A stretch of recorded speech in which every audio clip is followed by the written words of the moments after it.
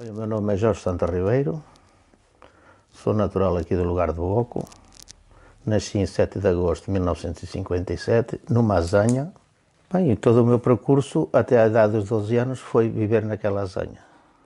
Depois, aos 12 anos, emigrei para a Venezuela até a idade dos 33, que regressei novamente. Bem, a minha infância foi, olha, como toda a infância de todos os miúdos, brincar. Na altura tínhamos que fazer alguns trabalhos em casa, fui à escola, eu fiz a primária, ou seja, fui para o ciclo, não acabei porque na altura emigrei, fiz a 4ª classe e até o 2º ano de ciclo, só que não terminei o 2º ano de ciclo. Então ainda chegou a fazer o ciclo. Sim. Muito bem. E qual é que era a ocupação dos seus pais nessa altura? Eram moleiros. Eram os dois moleiros? Sim, trabalhavam. A azanha era aqui na Era aqui região? no Vale do Boco. E a azanha estava na própria estrutura da casa ou era independente da estrutura Não, da casa? era a azanha, era a parte da moagem e depois tinha a casa ao lado. O que é que eles geralmente faziam lá na azanha? Conte-nos um bocadinho do processo. Faziam tudo, ou seja, punham o cereal no que chamavam as moéguas, que era a parte da estrutura em cima de que levavam o cereal para depois cair na pedra. Punham isso, tiravam a farinha, faziam a distribuição da farinha para os seus fregueses, não é? Pronto, e depois tinham a sua vida no campo, os seus animais que tratavam, e pronto, era uma parte disso. Os seus pais chegaram a ter uma licença? Tinham, sim senhor, tinham a licença que era a licença da indústria, não sei o que, de moagem, havia um nome qualquer, não me recordo. Mas lembra-se então dos seus pais possuírem essa... Sim, tinham essa licença, tinham, sim senhor. Ok. E pagavam a rama, que era por causa das balanças que tinham. A farinha que era produzida nessa azanha era para ser vendida, era para subsistência própria? Não, tinham os seus fregueses e depois eles chamavam a maquia, que a maquia era uma porcentagem que eles tiravam das quantidade de quilos de milho que traziam. Milho, ou trigo, ou arroz, porque o meu pai também descascava arroz. E pronto, aquilo era uma porcentagem, não me recordo se era 10%, se era 15%, quanto era, mas eles tinham uma porcentagem, ou seja, o pessoal trazia o grano em grão, eles ou moíam ou descascavam, e depois devolviam já tirando a porcentagem ou seja, que era o ganho deles, não é? E era assim, e depois tinha um carro de tração animal, que iam por povoações de fazer a distribuição da farinha. Levavam a farinha e traziam o milho, ou o trigo, ou o que fosse. Ora, saíam daqui do Boco, por exemplo, o meu pai tinha, porque havia vários moleiros aqui que faziam esse tipo de serviço. O meu pai tinha três povoações que fazia, que era Lameiro da Serra, Quintã e Corco Seixo de Cima. Ou seja, fazia normalmente aquilo à sexta-feira e era o dia todo. Praticamente saía de manhã, chegava para ir à meia da tarde, perto da noite. E como é que eram as condições de trabalo e a vida nessa altura? Daquele tempo, era uma vida um bocado dura. Era para pegar nos sacos de 30, 40, 50 quilos, à mão, pôr em cima do carro, tirar.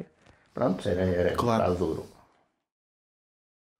Portanto, aí na década de 60, se sabe se as pessoas aqui na região tinham a percepção de que viviam num país que, por exemplo, não lhes permitia expressar a opinião livremente?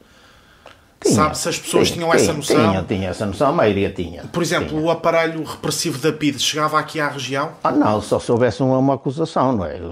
Havia aqueles informadores, porque isso nós sabíamos que existia, não é? Havia o regedor aqui, que era vamos dizer, uma autoridade da aldeia, que essa pessoa tinha contato com as autoridades e essa pessoa informava, não é? E as pessoas tinham noção de quem ele era? Sim, tinha, e do que é que fazia? Ou seja, era regedor, era uma autoridade da aldeia e depois qualquer coisa ele reportava às autoridades, mas nunca houve aqui problemas a nível de PIDES, coisas assim, que do meu conhecimento nunca... Então também não tem conhecimento de, por exemplo, manifestações, trabalhadores, ou um movimento reivindicativo nesse sentido? Não. As pessoas mais ou menos acomodavam só o meio de vida que tinha, depois eram, vamos dizer, havia mais humanismo entre as pessoas, ou seja, as pessoas eram mais sinceras umas que as outras que até propriamente nos dias de hoje. Nós, nos dias de hoje, cada um faz a sua vida, não está contente. O meu vizinho aí do lado, eu passo se calhar semanas que não lhe digo, olá João, estás bom? Está a perceber? E antigamente não, as pessoas conviviam diariamente uns com os outros. Havia mais familiaridade com uns com os outros. Isso havia. As pessoas nessa altura aqui na região do Boco eram solidárias umas com as outras? Eram. Na maioria eram. Tanto era que, por exemplo, que todos os agricultores, imagino que nós que estamos aqui, éramos agricultores, hoje o senhor trabalhava para mim, amanhã eu ia trabalhar para si, depois íamos os dois trabalhar para ele, depois ele vinha trabalhar para nós, ou seja, fazíamos o trabalho em comunidade. Não é como hoje em dia, não é? O Sr. Jorge faz até ao segundo ciclo, então, a escolaridade, correto? Não chega a completar o segundo ciclo? Não completei, sim. Portanto, ficou pelo 6º ano ou pelo 5º? Básico é a 4ª classe, como não completei o segundo ano, o que me vale é a 4ª classe. Fiz o primeiro e depois não acabei, foi o segundo. Entretanto, emigrei. Chegou a trabalhar na azanha, ou seja, ajudava o que era preciso. Também conseguia meter o milho na moega, tirava a farinha, era capaz de encher um saco de farinha, mas ou seja, o conhecimento de engrenagens e isso não tenho. Tenho uma vaga ideia, mas não é uma coisa que eu dissesse, vou fazer porque sei aquilo que estou a fazer, não sei. Já agora o moinho dos seus pais movia-se a água? Água. Era água? E não tinha nenhum mecanismo de tração de animal? Não, era só água. Okay. E a ribeira corria perto do moinho? Sim. Ainda hoje passa? Ainda hoje passa. Emigra para a Venezuela, correto? Sim. Mais ou menos em que idade? Lembra-se? Tinha 12 anos, em 5 de abril de 1970. Estive lá 21 anos. Teve lá 21 anos. Lá 21.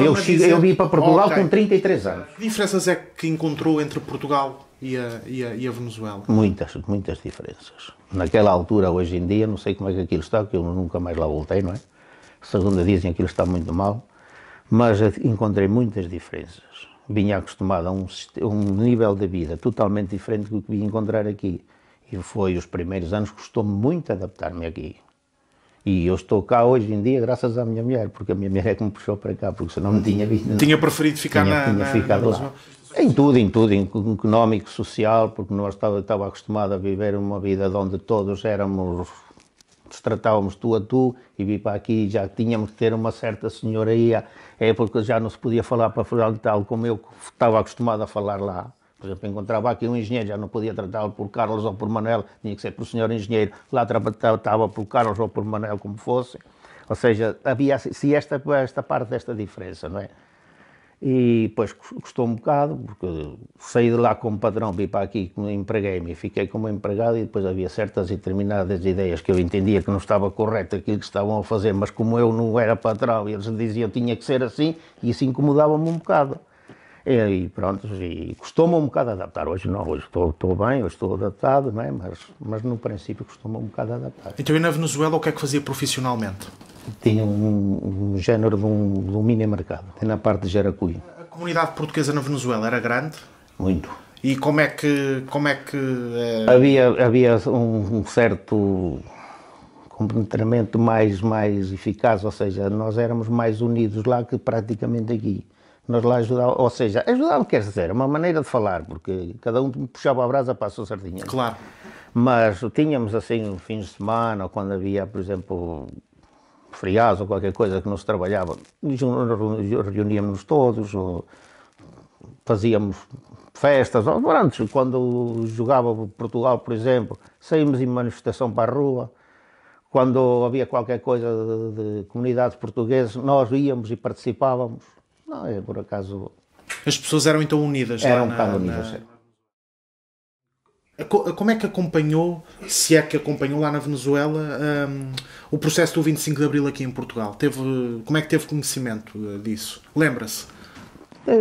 O conhecimento foi que houve um golpe de Estado cá em Portugal, que havia a revolução, mas nós lá estávamos assim, não sabia o que é que se passava, realmente não se sabia o que é que se passava, não havia aquela, como é que é dizer, uma pessoa para saber o que se realmente passa tem que viver aquilo. Claro. Uma coisa é ouvir e outra coisa é viver, não é?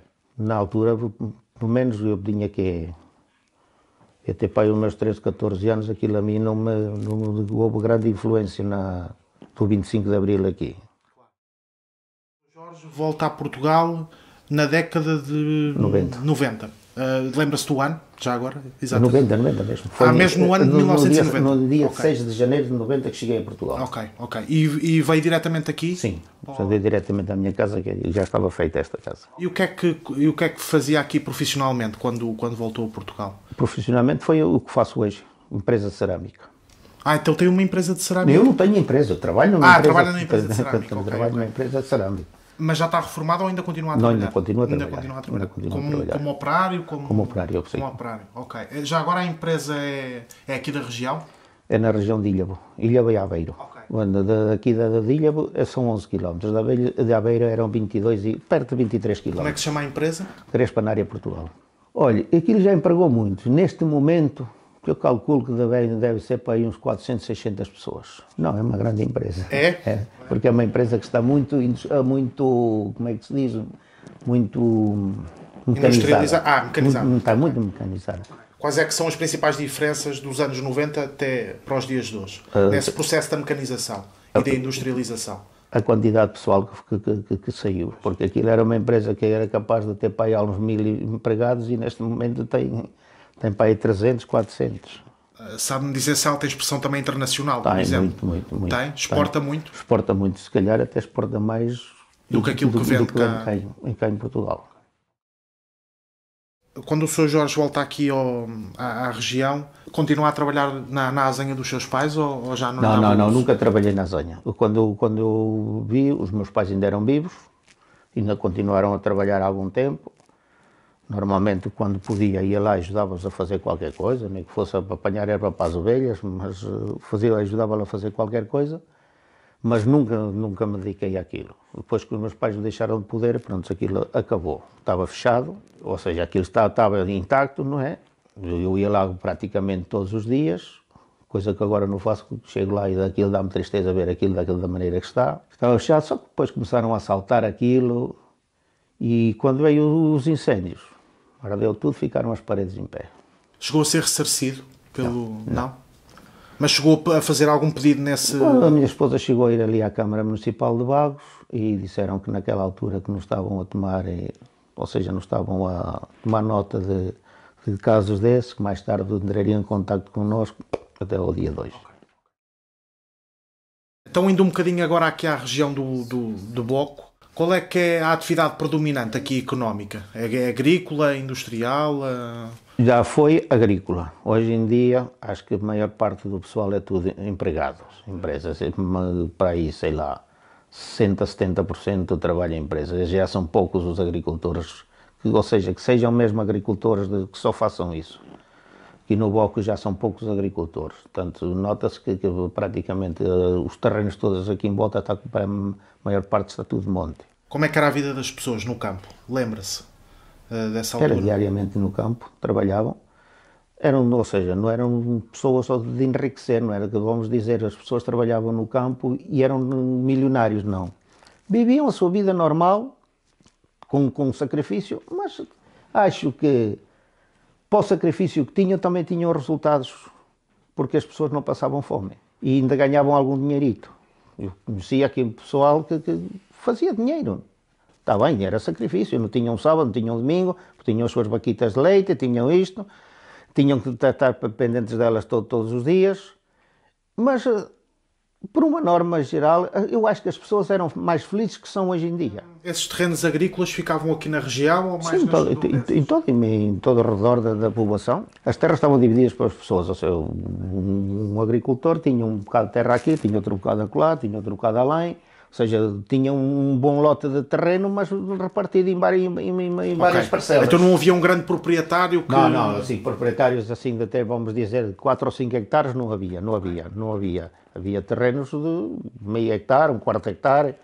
Assim, portanto, um regime de minifúndio. Cada um tinha o seu bocadinho de terra. Exatamente. Chegou a trabalhar no campo alguma vez nesse sentido? Sim, cheguei a trabalhar e continuo a plantar os meus tomates, as minhas batatas e...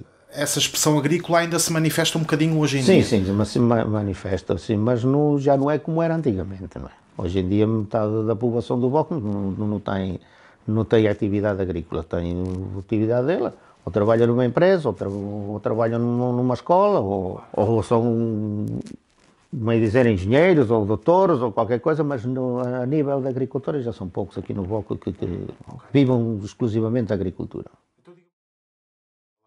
Quais são as tradições típicas aqui da região? As tradições Há assim alguma festa característica? Sim, a festa do Santo Inácio. O Santo Inácio é o padroeiro. Normalmente é em que dias? O período, antes era no dia 1, 2 e 3 de fevereiro. For calhasse a semana ou calhasse o fim de semana, era no dia 1, 2 e 3. Só que como durante a semana a maior parte do pessoal está tudo a trabalhar fora, chegou-se a um acordo de passar para o primeiro fim de semana de fevereiro. Ou seja, o primeiro fim de semana de fevereiro é a festa do Boco agora nesta altura, que é o Santo Inácio, que é dia 1, é o dia 2, que é a Nossa Senhora das Candeias, e o dia 3, que é o São Brás. Antes fazia-se a argolinha, trazia-se os trauliteiros na rua. Os trauliteiros eram o quê? Os Zé Preiras, o bombo, andava um fogueteiro, que hoje em dia não se pode fazer nada disso porque já não é permitido. Ou seja, a festa antigamente, pronto, era a alegria do povo naquele dia. Então, e acho que isso se perdeu um bocado hoje em dia? Não, ou seja, perdeu-se porque as leis mudaram de tal maneira que hoje em dia para fazer uma festa é preciso, primeiro é preciso um dinheirão. E as pessoas têm que começar a trabalhar logo de início, assim que apanham a mordomia, porque isto de cada ano são 6 mordomos diferentes. E depois é casas seguidas. E pronto, assim que recebe já começam a trabalhar, já começamos a dizer assim, temos que fazer assim, temos que fazer assado, temos que ir pedir aqui, temos que ir pedir lá. E antigamente, praticamente, aquilo andavam os Zé-Preiros na rua e depois mudava, e o dinheiro que angariavam no lugar, praticamente dava para a festa, pouco ou nada se pedia fora. Pronto, e aí em base é que era... E depois também era outros tempos, era mais, não havia tanta... Era no dia que se comia o carneiro, porque durante o ano já não se comia carneiro, comia um ou outro, mas não era todo... De onde se arranjava um bocadinho de leitão, aqueles que podiam, não é? Outros não tinham. Pronto, é diferente por isso, não é? Mas o que é que se foi perdendo com o tempo? Há assim alguma coisa que queira destacar? A festa religiosa praticamente vamos dizer que praticamente a mesma coisa. Agora a nível, por exemplo, de bailaricos de rua, assim à noite, a festa pagã, como lhe chamam, essa pronto está modificado muito, derivado às novas tecnologias. As pessoas preferem ficar em casa no Facebook ou a ver filmes do que vir para um arraial, porque isso já não interessa. Claro. Agora os computadores são mais importantes. Então sendo que essa essência perdeu-se. Quantos moinhos mais ou menos é que existiam na altura dos seus pais trabalharem lá na Azanha? No meu tempo, ou seja, dos meus pais a trabalharem na Azanha, havia 8 a funcionar na Carreira Norte e haviam 2 a funcionar na Carreira Sul, mas eles eram mais. Eles chegaram a ter aqui, acho que 17 azanhas a funcionarem. Só aqui na região do Boco? Só aqui no Boco, aqui no Vale do Boco. Hoje em dia só há um, que é o Alfredo. Ok, que ainda dá... Ou seja, pronto, o rapaz, aquilo estava também já ao abandono, mas depois deu-lhe aquela vontade e recuperou a azanha e agora tem a funcionar. Na altura dos seus pais, tinha uma expressão económica só regional ou ia, por exemplo, até Aveiro? Não, era regional, era regional, não. Só ficava aqui na zona, praticamente no concelho, não saía do concelho. Algum produto aqui da aldeia do Boco que queira destacar? Do tradicional, por exemplo, a broa mimosa, supostamente, que é uma broa que é feita de milho amarelo e leva um bocadinho de açúcar e acho que um bocado de canela, que eu não sei bem os ingredientes que isso leva, mas que acho que é nativa daqui. Chamam-lhe o carneiro Santo Inácio, porque vinham pessoas de longe comer o carneiro aqui, de propósito, naquele dia, comer o carneiro, porque diz que não em lado nenhum comia um carneiro como aquele. O que é que destaca hoje em dia da sua região?